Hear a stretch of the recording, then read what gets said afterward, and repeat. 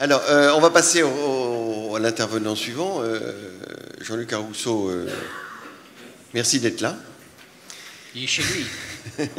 Merci d'être venu à la Baule. Vous êtes donc le patron de la Haute Autorité de Santé. Ce qui vous intéresse, c'est la qualité et l'efficience. Donc, est-ce que votre réflexion, c'est est-ce qu'on peut lier les modes de rémunération à la qualité et à l'efficience, selon des indicateurs? Est-ce que vous pensez que c'est possible? Est-ce que c'est une voie qui peut être développée et qui est sympathique pour les médecins ou pas? D'abord, merci de m'avoir remercié. Je voudrais, moi, vous remercier d'avoir invité la HAS, parce que finalement, on n'a pas de rôle direct à jouer dans l'évolution du rôle du médecin et dans l'environnement économique dans lequel cette évolution est en train de se faire. Alors, en revanche, on est dans une position tout à fait privilégiée d'observateur et de conseil. Et donc, avant de répondre directement à votre question, je voudrais aborder un premier point qui est que nous observons l'évolution des dépenses de santé. Et ce n'est pas uniquement en France, c'est effectivement dans tous les pays développés. Et je voudrais revenir sur l'ONDAM. L'ONDAM, ces dernières années, était à plus de 2% et il était respecté, à peu près. C'était pratiquement toujours, principalement grâce à des réductions sur les médicaments et à des réductions sur les tarifs de certaines spécialités médicales, plus d'autres mesures, enfin principalement cela. Je pense personnellement que ce ne sont pas ces mesures qui vont suffire pour les années qui viennent, pour au moins deux raisons. La première, c'est que, comme l'a dit Nicolas Revel, l'ONDAM l'an prochain va être inférieur à 2%. Donc il va falloir trouver encore d'autres sources d'économie. Et la deuxième, c'est que, je souhaite en parler parce que ça va me poser problème, c'est que l'innovation coûte de plus en plus cher. Et tous les pays qui souhaitent donner accès à tous leurs patients, à toutes les nouvelles molécules, à tous les nouveaux moyens diagnostiques, se trouvent confrontés au problème du coût de ces innovations et notamment du coût des nouveaux médicaments. Et pour dire les choses clairement, les économies qu'on fait tous les ans sur les médicaments, c'est 1 milliard. Or, depuis 2 ans, on voit arriver des médicaments qui, si on les donne en même temps à tous les malades qui en ont besoin, coûtent plus d'1 milliard. Ça a été en 2014 l'histoire du Sovaldi, en 2015 les autres traitements contre l'hépatite C. En 2016, on va avoir de nouveaux anticancéreux qui vont concerner un nombre très important de malades, auxquels il sera difficile de refuser ces médicaments qui vont allonger leur survie et qui vont coûter plusieurs centaines de millions, voire plusieurs milliards d'euros. Ça veut dire quoi? Ça veut dire qu'il faut évidemment, je parle sous le contrôle du directeur général de l'ACTAM-TS, il faut évidemment qu'on envisage d'autres ressources médicalisées de contrôle des dépenses. Et ça ne peut passer que par une meilleure organisation des soins et par une meilleure utilisation des ressources publiques. J'ai beaucoup aimé les termes qu'a utilisé Nicolas Revel tout à l'heure en disant qu'il faut chercher le juste prix et le juste soin. Je crois que l'évolution de la médecine, elle va continuer, parce qu'elle a déjà commencé, elle va continuer à se faire vers la recherche du juste prix et vers la recherche du juste soin. Alors, le juste prix, ça veut dire que de plus en plus souvent, il va falloir réfléchir à ce que coûtent nos décisions. C'est-à-dire avoir une idée de l'évaluation médico-économique, l'évaluation de l'efficience de chacune de nos stratégies. Alors, je n'étais pas là ce matin, mais je suis persuadé que vous avez parlé des évolutions à venir grâce à la révolution des nouvelles technologies. Eh bien, moi, je pense que quelle que soit l'évolution des technologies, quelle que soit l'évolution de la place des différents professionnels de santé qui vont venir travailler avec les médecins, le médecin aura toujours la décision de la stratégie diagnostique et de la stratégie thérapeutique. C'est toujours lui qui choisira, soit seul, soit avec d'autres confrères, mais c'est son rôle, et ça, c'est véritablement quelque chose qui est intangible. Donc, le médecin va devoir de plus en plus, dans les années qui viennent, non seulement chercher quel est le traitement le plus efficace, quel est l'outil diagnostique le plus efficace, mais aussi, et j'en suis désolé, quelle est, je suis désolé de vous le dire, parce que j'en suis pas désolé, mais je suis désolé de vous le dire, quelle est la stratégie diagnostique ou la stratégie thérapeutique la plus efficiente? Or, nous n'avons pas été formés à ça. On ne nous a pas appris ça dans les études de médecine, on commence juste à inscrire ça au programme de l'enseignement en faculté de médecine.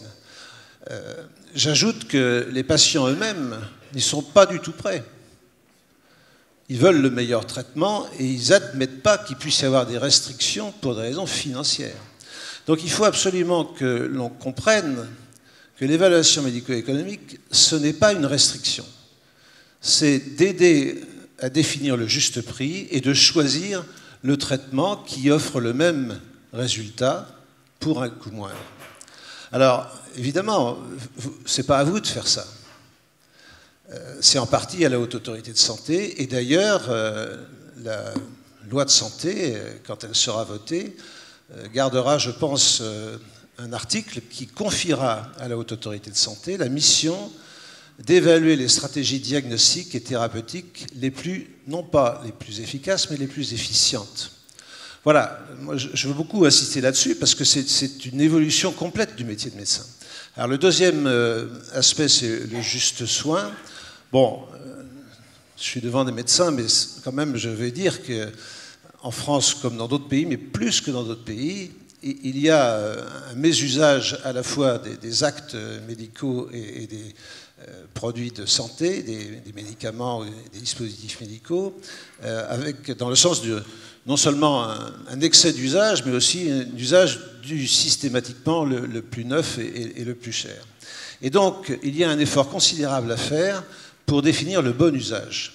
Alors là, on est en plein dans les missions de la Haute Autorité de Santé, et c'est en plein dans les préoccupations des pouvoirs publics qui cherchent de plus en plus à définir ce qu'on appelle la pertinence des actes et des séjours. Alors ce que je voudrais vous dire, c'est que définir la pertinence des actes et des séjours, ce qui est notre mission, ça ne peut pas être fait sans vous. C'est les médecins eux-mêmes qui doivent dire quel est l'acte le plus pertinent, quelle est la succession d'interventions qui est la plus pertinente.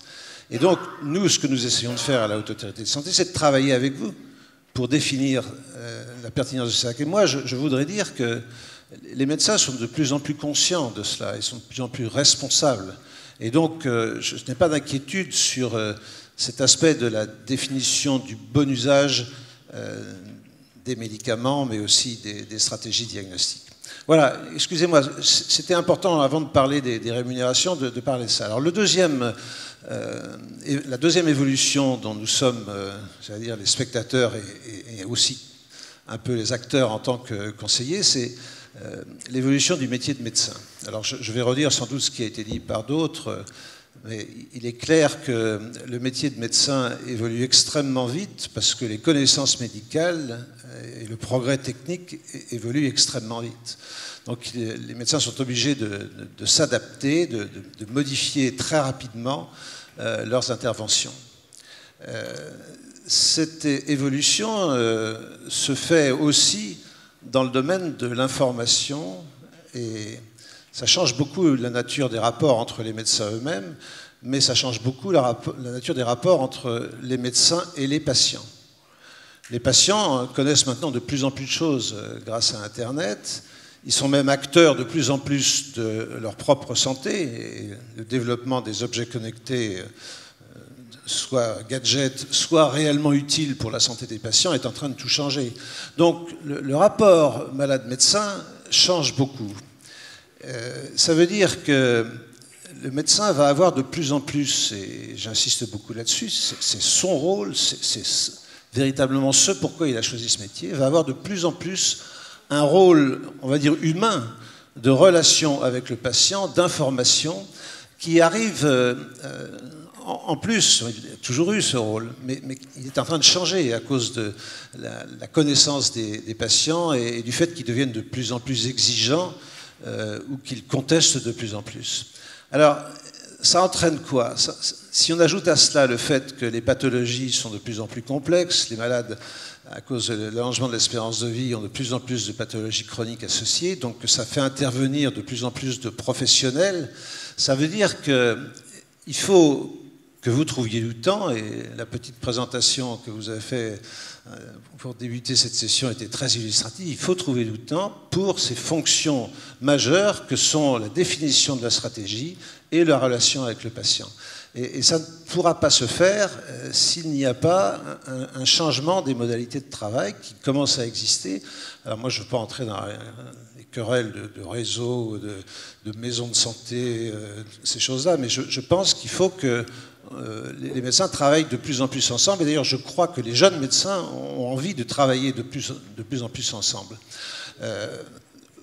Alors ça aboutit, et je termine par là, puisque vous m'avez posé une question précise, ça aboutit à ce que nous pouvons penser, nous, à la Haute Autorité de Santé, des rémunérations des praticiens. Alors, je ne vais pas entrer, évidemment, dans la définition du C.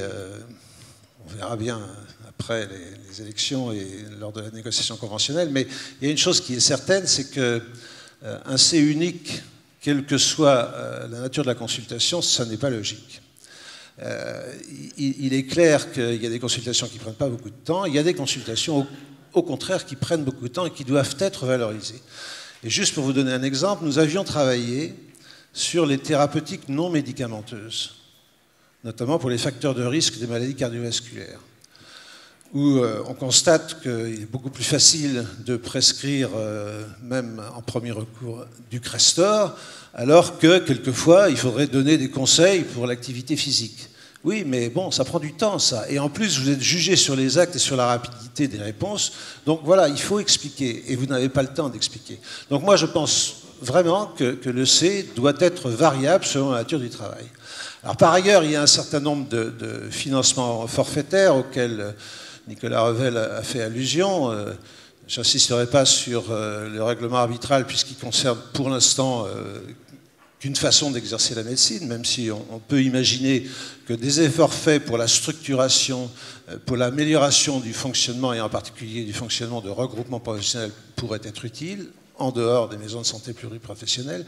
Je dirais donc un mot sur de nouveaux forfaits. Je crois personnellement qu'il faudra faire des forfaits en fonction de l'acte, mais peut-être aussi en fonction de la pathologie. Je reviens sur mon exemple des anticancéreux. Les anticancéreux nouveaux, non seulement vont coûter très cher, mais en plus ils vont être donnés en association.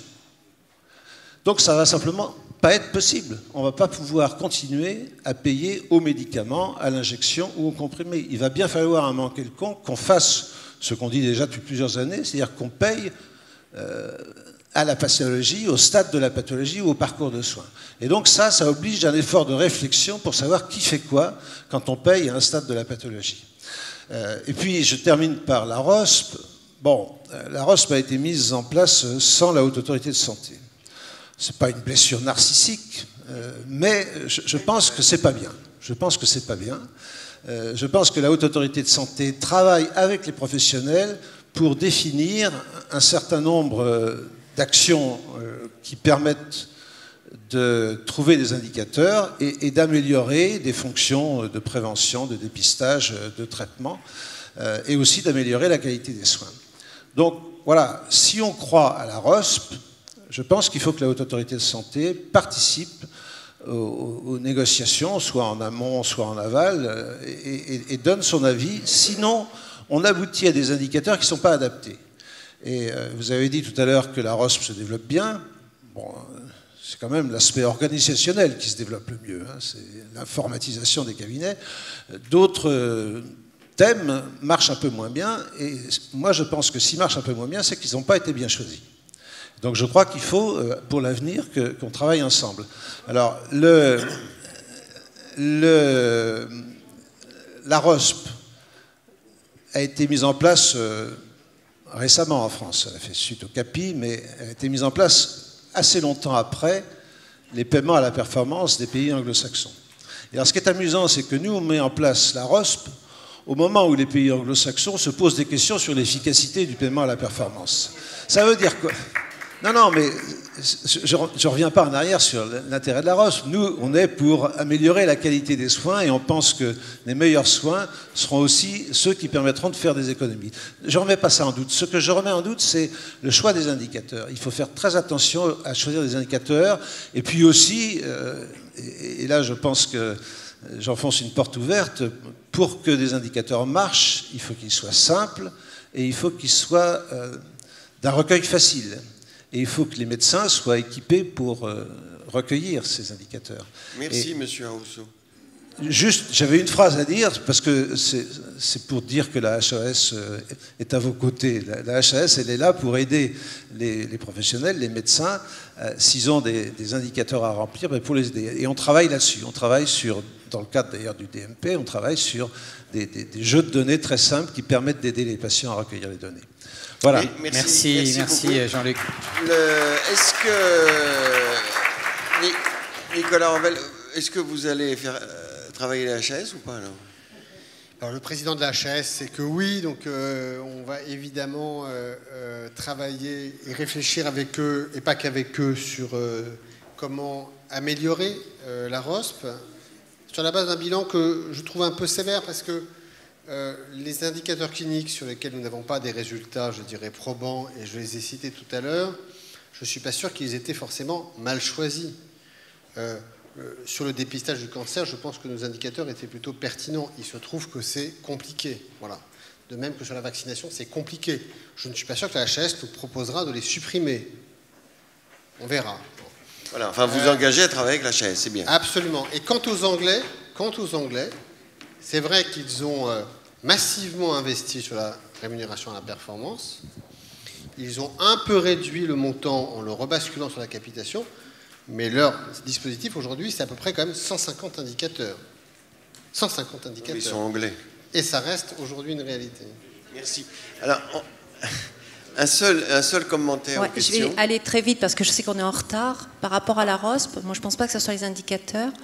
Par rapport au suivi des frottis chez la femme, le souci, moi je fais partie des CPL et des CPR, ça fait au moins 2 ans qu'on demande à ce que les médecins généralistes puissent avoir le résultat ANAPAT des frottis. C'est le seul résultat ANAPAT que nous n'avons pas en médecine générale quand le frottis est fait en dehors de nos cabinets.